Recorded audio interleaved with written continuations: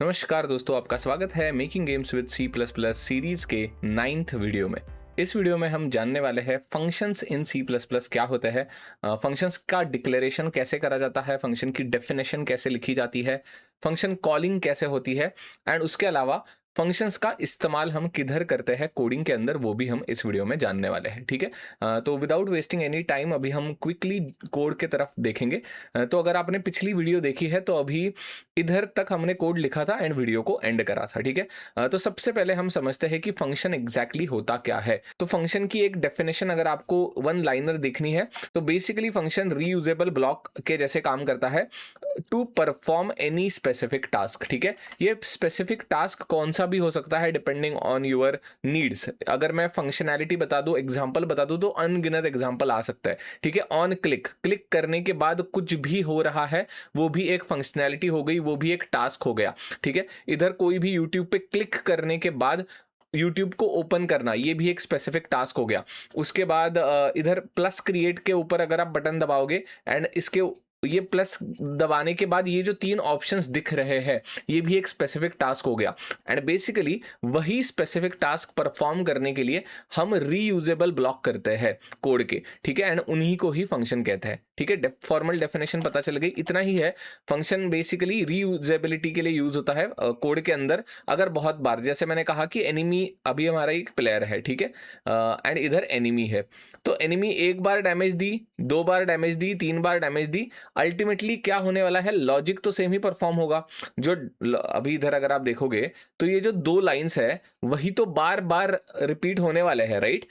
And exactly इधर functionality का इस्तेमाल करा जाता है। तो आप बेसिकली क्या करोगे, ये दो लाइंस को बार बार लिखने के अलावा आप क्या करोगे, एक फंक्शन बनाओगे कि डैमेज प्लेयर या basically enemy attacking player, what ever जो नाम लिखना है वो तो अपने ऊपर डिपेंड करता है, but basically enemy is attacking player, इस स्पेसिफिक टास्क का आपने एक फंक्शन बना लिया।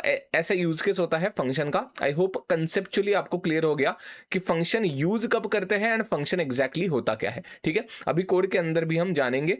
कोड के अंदर अभी मैं क्या करना प्रेफर करूंगा, एक मिनट में बता देता हूं। तो अभी मैं थोड़ी सी स्टोरी प्रिंट आउट करूंगा सबसे पहले, एंड ये बेसिकली जो स्टैट्स दिख रहे हैं इनको भी मैं थोड़ा सा ब्यूटीफाई करूंगा। प्लेयर हेल्थ कहूंगा इन द बिगिनिंग की अभी जरूरत नहीं है, प्लेयर हेल्थ, एंड इधर मैं सी आउट में स्टोरी प्रिंट करना चालू करूंगा। ठीक है, कुछ भी स्टोरी लिख सकते हो आप, अपने मन की स्टोरी लिख सकते हो। लेथो has arrived in leaf village. ठीक है, नरूटो अगर जिन्होंने देखा होगा उनको पता होगा, बट एनीवेज। सो बेसिकली ऐसे टाइप की मैं स्टोरी अभी बिल्ड करूंगा। 4 लाइंस लिखूंगा, ज्यादा नहीं, 4 लाइंस, कुछ भी लिख सकते हो आप अपने मन के भी 4 लाइंस लिख सकते हो। मैं जस्ट एक बेसिकली एक स्मॉल स्टोरी बनाने की कोशिश करूंगा। ठीक है, ठीक है। तो इधर मैंने बहुत ही सिंपल 4 लाइंस की स्टोरी अपने गेम के लिए बना दी है, आप अपने हिसाब से स्टोरी बना सकते हो। तो अभी मैं करूंगा क्या, ये जो 4 लाइंस है अभी अगर आप देखोगे तो इधर एक स्टोरी हो गई। ठीक है, इधर एक प्लेयर स्टैट्स हो गया, इधर एनिमी डैमेज दे रहा है, इधर अगेन प्रिंट आउट हो रही है हेल्थ डैमेज देने के बाद। ठीक है, इधर एक्चुअली ऐसा होना चाहिए, player health after taking enemy damage. ठीक है, तो अल्टीमेटली इधर अगर आप देखोगे तो तो हमारा जो कोड है वो 3 सेक्शंस में डिवाइडेड है, 3 ब्लॉक्स में डिवाइडेड है। ये आप देख पा रहे हो, ये एक ब्लॉक हो गया स्टोरी का, ये एक ब्लॉक हो गया प्लेयर के स्टैट्स शो करने का, एंड ये एक ब्लॉक हो गया एनिमी के अटैक का। ठीक है, तो अभी हम इस वीडियो में यही जानेंगे एग्जैक्टली जो फंक्शन की हम बात कर रहे थे कि कैसे रीयूजेबल ब्लॉक्स को हम इस्तेमाल कर सकते हैं, mainly used for refactoring of the code. जिधर जैसे आप देख सकते हो कि रीफैक्टरिंग ही अभी करने का गोल होगा इस वीडियो के अंदर। And declaration, definition and function call, ये जो कंसेप्ट है वो हम कवर करने की कोशिश करेंगे। एग्जैक्टली जैसे वेरिएबल का एक डिक्लेरेशन होता है वैसे ही फंक्शन को कैसे डिक्लेयर करा जाता है, जैसे वेरिएबल को इनिशियलाइज करा जाता है वैसे फंक्शन को डिफाइन करा जाता है। ठीक है, एंड जैसे ही वेरिएबल को यूज करते हैं हम लोग। ठीक है, इधर जैसे आपने कहा एक्सेस कर लिया वेरिएबल को, इधर जैसे एक्सेस करके आप इधर की वैल्यू फेच कर रहे हो कंपाइलर के अंदर, वैसे ही फंक्शन का कॉल होता है। ठीक है, फंक्शन को कॉल करना मतलब क्या, फंक्शन को एग्जीक्यूट करना। तो ये सारे कंसेप्ट हम एक एक करके देख लेंगे। तो अभी पहला गोल होगा इस पूरे इन 4 लाइंस को एक फंक्शन के अंदर लिखना। ठीक है, तो सबसे पहले हम डिक्लेरेशन की तरफ फोकस करेंगे, फंक्शन डिक्लेरेशन।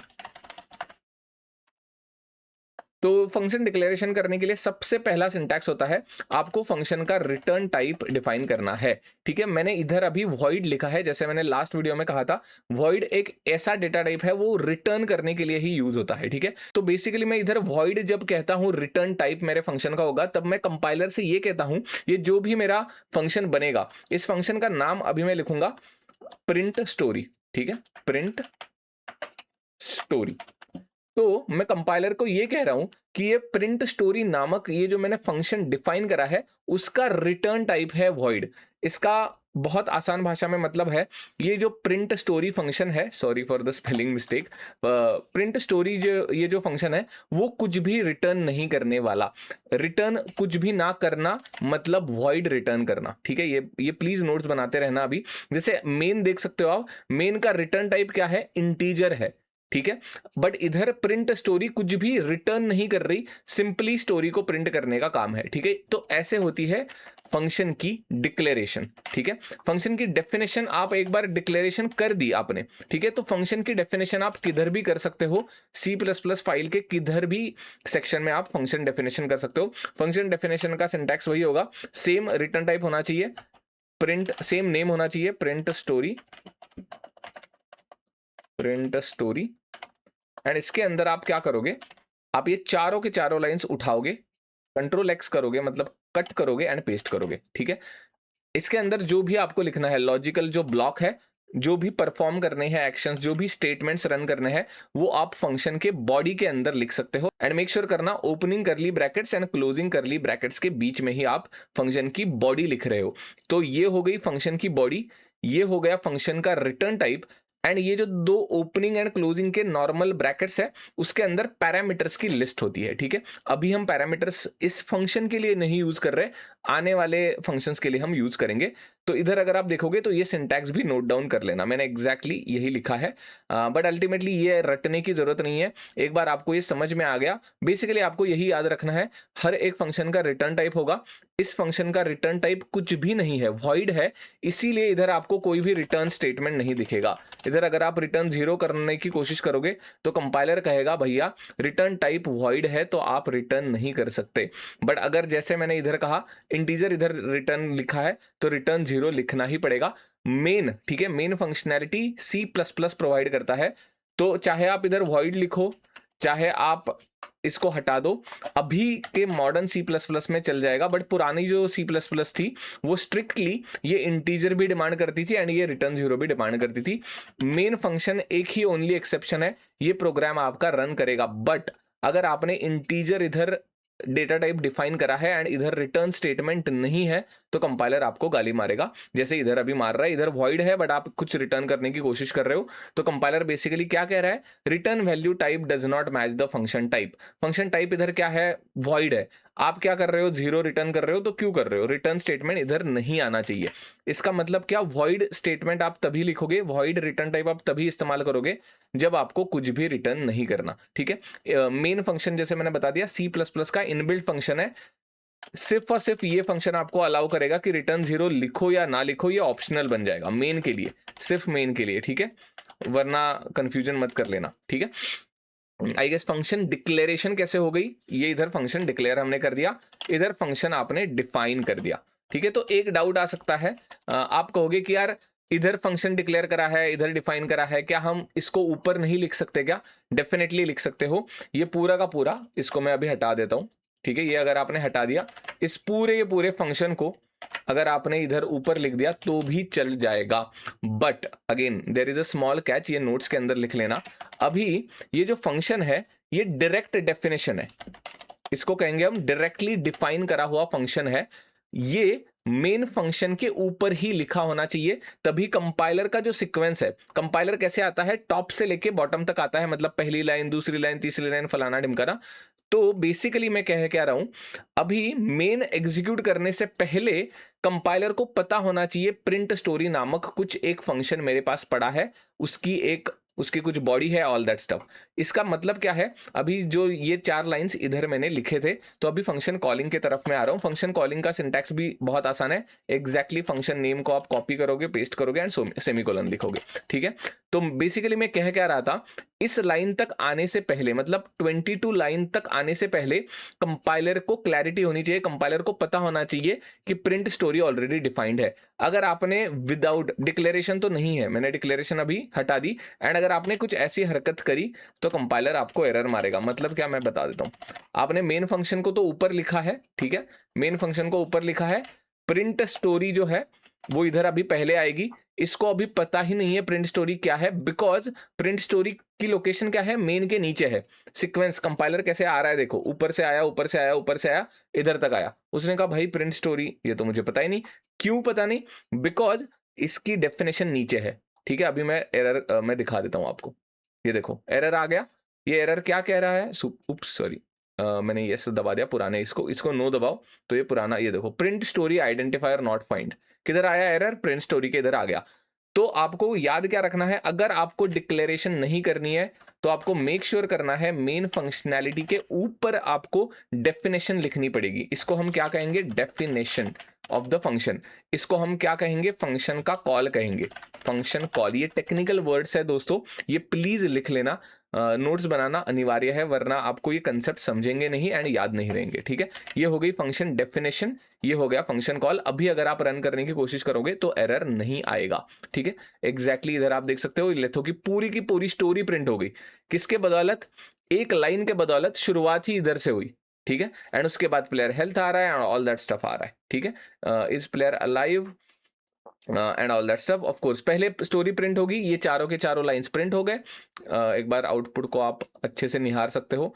तो सबसे पहले ये 4 लाइंस प्रिंट हो गए, उसके बाद ये 3 सी आउट स्टेटमेंट्स आ गए प्लेयर स्टैट्स के बारे में, एंड उसके बाद एनिमी ने डैमेज दे दिया, ठीक है। तो ऐसे तरीके से आप सेक्शंस में डिवाइड कर सकते हो अपने कोड को, ठीक है। तो मेन जो फंक्शन है वो बहुत गंदा नहीं दिखना चाहिए, मेन बहुत सुंदर दिखना चाहिए। मेन के अंदर पूरा का पूरा कोड घुसेड़ना नहीं है, एंड इसीलिए आते हैं फंक्शन, एंड इसीलिए हम इसको रीफैक्टरिंग ऑफ द कोड भी कहते हैं, ठीक है। तो डिक्लेरेशन मैंने जैसे बता दिया। अभी और एक बात बताता हूं, अभी ये डेफिनेशन आपने नीचे लिखनी है। आपको प्रॉपरली अगर ऐसे कोड लिखना है तो आपको इधर डिक्लेयर करना पड़ेगा। अगर आपने ये डिक्लेयर करा, ठीक है, डिक्लेरेशन का सिंटैक्स इतना ही होता है। इसको ये कॉपी करो एंड इधर सेमीकोलन दे दो। तो अभी आप कंपाइलर को क्या बोल रहे हो, इधर आ गई डिक्लेरेशन, ठीक है। तो 2 चॉइसेस है आपके पास। एक तो सबसे पहले डिक्लेयर करो, तो आप इस फंक्शन को ऊपर भी लिखो नीचे भी लिखो, मेन के फर्क नहीं पड़ता, मेन के पहले डिक्लेरेशन होनी चाहिए। ऑफ कोर्स लॉजिक वही है। इस लाइन को, फंक्शन कॉल की लाइन को आने से पहले कंपाइलर को कुछ पता होना चाहिए, प्रिंट स्टोरी नामक कुछ चीज है, ठीक है। अभी अगर आप इसको डिक्लेरेशन करा, इधर फंक्शन कॉल करा एंड इधर फंक्शन डेफिनेशन लिखी, ये भी कंपाइलर फाइन कहेगा, बिकॉज आपने डिक्लेरेशन ऐड करी है ऊपर। ये देखो कोड आ गया। बट जैसे ही आपने ये डिक्लेरेशन को हटा दिया, सेव कर दिया एंड रन कर दिया, तो आपको फिर से गाली पड़ेगी कंपाइलर से, कि वो कहेगा भाई मुझे प्रिंट स्टोरी नामक चीज क्या है पता नहीं। तो आपके पास 2 चॉइस कौन से रहे, एक तो इधर डिक्लेयर करना एक चॉइस हो गया, या तो ये इसको पूरा उठा के ऊपर लिखना हो गया। स्टैंडर्ड प्रैक्टिस में डिक्लेरेशन के साथ ही फंक्शन लिखना होता है। इंडस्ट्री में डिक्लेरेशन लिखना गुड प्रैक्टिस कही जाती है, ठीक है। इंडस्ट्री में डिक्लेरेशन अच्छी मानी जाती है। तो ठीक है, प्रिंट स्टोरी फंक्शन ये मैंने बहुत सिंपल बता दिया, जिसका कुछ भी रिटर्न टाइप नहीं है इस फंक्शन का, एंड पैरामीटर्स की लिस्ट कुछ भी नहीं है। तो एग्जैक्टली पैरामीटर्स होते क्या है, उनका सिंटैक्स कैसे होता है, उनका यूज केस क्या होता है, वो होगा topic for the next video. जैसे आप इधर देख सकते हो, मैंने फंक्शन का जो फाउंडेशन है, ठीक है, इस वीडियो में ये कवर करा कि declaration, definition and function call, ये कंसेप्ट आपको पता होने चाहिए। डिक्लेरेशन ऑप्शनल होता है सी प्लस प्लस के अंदर, बट आपको सीक्वेंसिंग का ध्यान रखना पड़ेगा। मेन के ऊपर ही डिक्लेरेशन आना चाहिए या डेफिनेशन आनी चाहिए, एंड उसके बाद ही आप फंक्शन को कॉल सक्सेसफुली कर पाते हो, ठीक है। फंक्शन का यूज केस हमने समझा, रीफैक्टरिंग के लिए यूज केस होता है एंड रीयूजेबल ब्लॉक होता है फंक्शन। तो अगले वीडियो का टॉपिक मेजरली हम पैरामीटर्स के ऊपर फोकस रखेंगे, एंड बेसिकली ये जो है ना, ये जो इधर आप देख रहे हो, player health, player name and is player alive, जैसे हमने प्रिंट स्टोरी का एक फंक्शन बना दिया, वैसे ही हम इन 3 लाइंस का या इन 3 स्टेटमेंट्स का एक फंक्शन बनाएंगे। So I guess that is it for this video. अगर आपको इस वीडियो से कुछ भी सीखने को मिला है तो please hit like and subscribe to the channel. अगर आपके कोई भी डाउट्स है तो आप कमेंट्स में पूछ सकते हो। Thank you, bye bye.